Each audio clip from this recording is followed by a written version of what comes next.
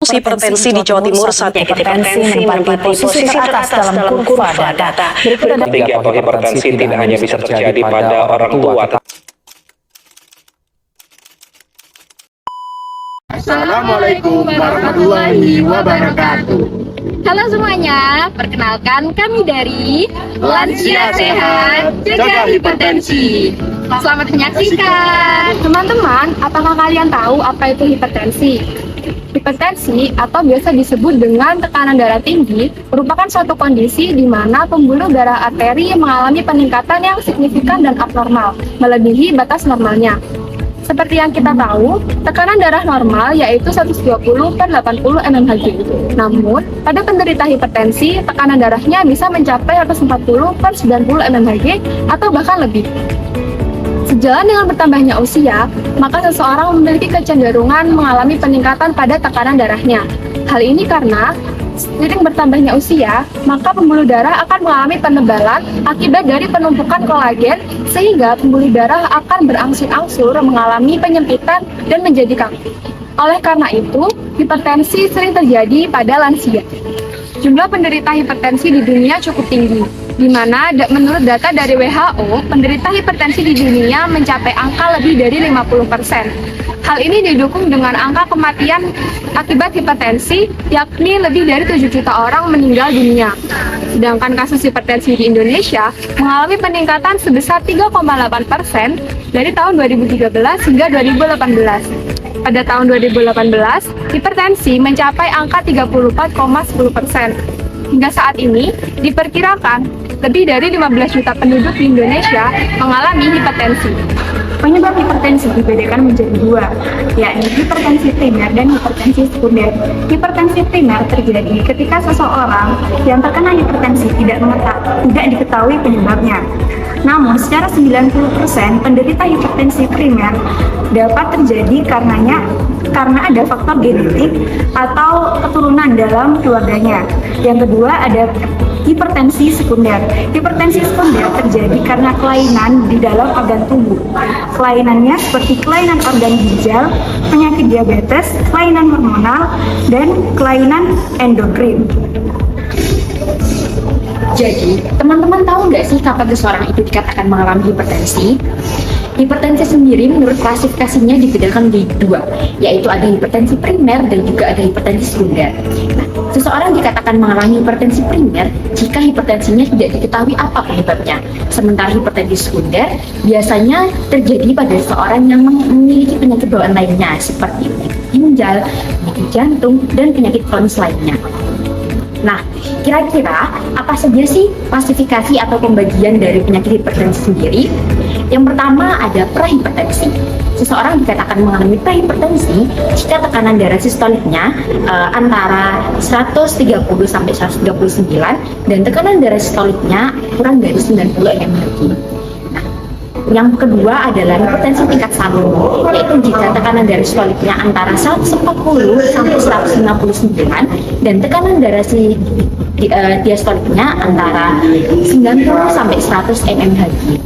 Nah, yang kedua adalah hipertensi tingkat 2, yaitu ketika tekanan darah sistolik seseorang antara 150 sampai 169 dan tekanan darah sistoliknya antara 100 sampai 110. Dan yang paling terakhir, ini merupakan hipertensi yang sering dialami oleh lansia, yaitu hipertensi tingkat 3, di mana tekanan darah diastoliknya lebih dari 180 dan tekanan darah diastoliknya lebih dari 110 mmHg. Sebagian besar pasien dengan hipertensi akan menunjukkan tanda dan gejala. Namun sebagian besar pasien dengan hipertensi juga tidak menunjukkan tanda dan gejala. Hal ini dapat menyebabkan hipertensi secara berkelanjutan, bahkan terjadinya komplikasi. Hipertensi tanpa gejala bisa diketahui apabila terjadi seperti kerusakan pada ginjal, jantung, otak, bahkan mata. Sedangkan hipertensi dengan tanda dan gejala ada beberapa contoh seperti bingung, sulit tidur, kelelahan berlebihan. Halo teman-teman, menurut Thomson et al. Pada tahun 2021, ada beberapa komplikasi yang terjadi pada penderita hipertensi. Di antaranya, yang pertama yaitu penyakit jantung. pada penyakit jantung terjadi beberapa komplikasi, yaitu seperti gatal jantung, kemudian angina pectoris, dan infark miokard. Yang kedua yaitu terjadi pada ginjal. Kerusakan yang terjadi disebabkan karena kerusakan progresif dari tekanan darah tinggi pada kapiler ginjal dan glomerulus. Kemudian yang ketiga pada otak, yaitu komplikasi yang terjadi dapat menyebabkan stroke dan iskemik. Kemudian yang keempat yaitu pada mata.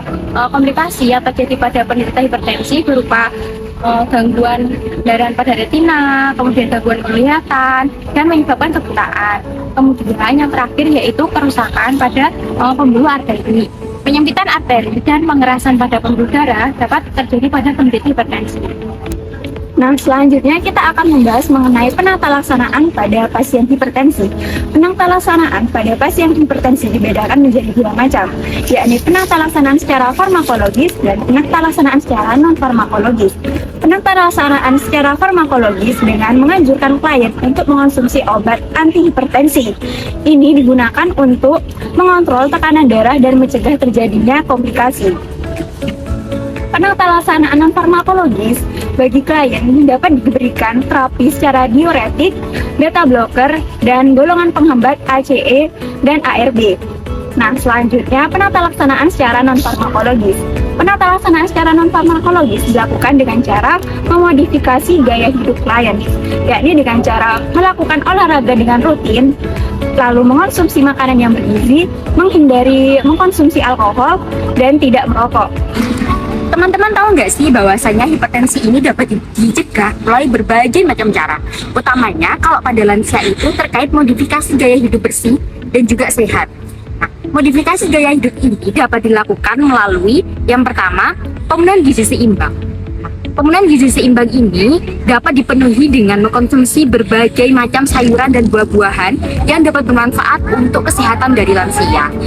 Kadar kalium yang ditemukan pada makanan seperti sayur dan buah-buahan ini dapat menstabilkan dari kondisi tekanan darah pada lansia. Selanjutnya, pada lansia juga harus diperhatikan terkait konsumsi garam yang terdapat pada makanan dan juga buah-buahan yang dikonsumsinya. Lalu yang kedua adalah olahraga rutin.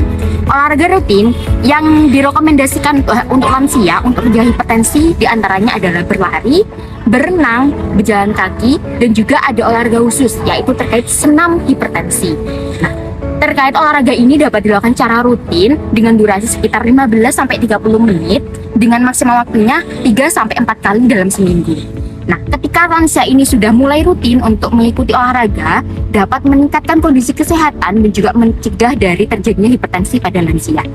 Dan terakhir adalah modifikasi dari gaya hidup yang kurang sehat menjadi lebih sehat. Kondisi seperti kebiasaan merokok, konsumsi alkohol, ini dapat meningkatkan resiko terjadinya hipertensi, sehingga kita dapat mengurangi dan juga menghindari kebiasaan yang kurang sehat tersebut. Selain itu, hal yang dapat kita lakukan dalam proses pencegahan hipertensi diantaranya yang pertama adalah konsumsi dari makan makanan yang mengandung garam kurang dari 1 sendok makan per hari. Lalu ada pengurangan dari konsumsi gula kurang dari 4 sendok makan per hari, pengurangan makanan yang cepat saji dan makanan olahan-olahan instan, lalu juga pemenuhan dari konsumsi serat yaitu 400-500 mg per harinya.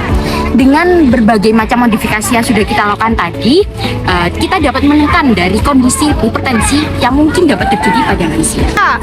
Lansia sehat, tolak hipertensi. Mantap.